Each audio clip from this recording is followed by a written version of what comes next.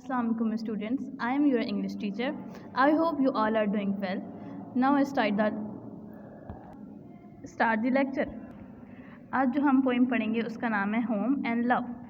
ये पोइम आपके बुक के पेज नंबर 89 पर मौजूद है और इसके जो राइटर हैं वो हैं रॉबर्ट विलियम सर्विस। तो चलें इस पोइम को स्टार्ट करते हैं और अंडरस्टैंड करते हैं कि इस पोइम के अंदर हमें क्या कहा जा रहा है।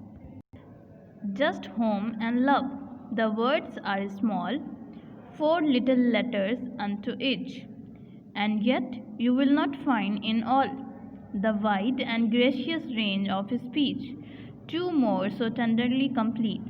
When angels talk in heaven above, I am sure they have no words more sweet than home and love.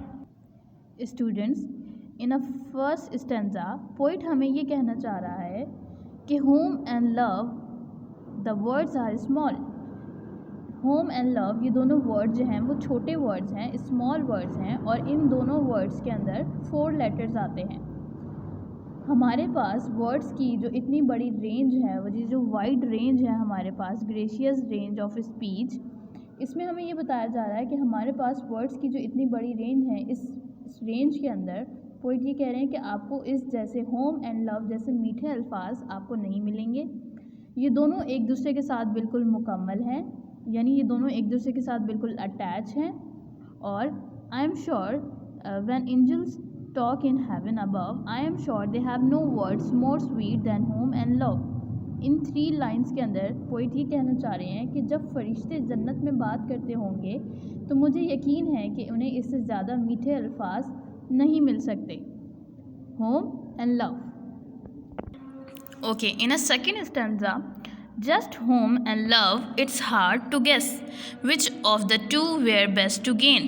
Home without love is bitterness, love without home is often pain. No, each alone will seldom do. Somehow they travel hand and glove. If you win one, you must have two, both home and love.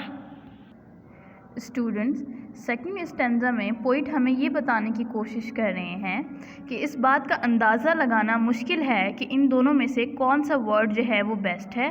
Which of the two were best to gain, यानी इस बात का अंदाज़ा लगाना, हासिल करना मुश्किल है।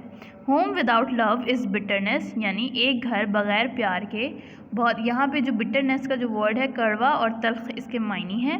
यहाँ पे पोइट ये कह रहे हैं कि एक घर जहाँ आप सब रहते हैं, अगर आपके बीच में प्यार नहीं है तो वो घर जो है वो कड़वा और तल्ख है। Love without home is often pain, और जो है वो कभी कभी जो है प्यार के बगैर जो है बहुत No, each alone will seldom do. Somehow they travel hand and glove. यहाँ पे ये बताया जा रहा है कि आपको पता है कि हम हैंड्स के ऊपर जो है वो ग्लव्स यूज़ करते हैं और हैंड और ग्लव जो हैं ये दोनों एक दूसरे के साथ बिल्कुल अटैच होते हैं।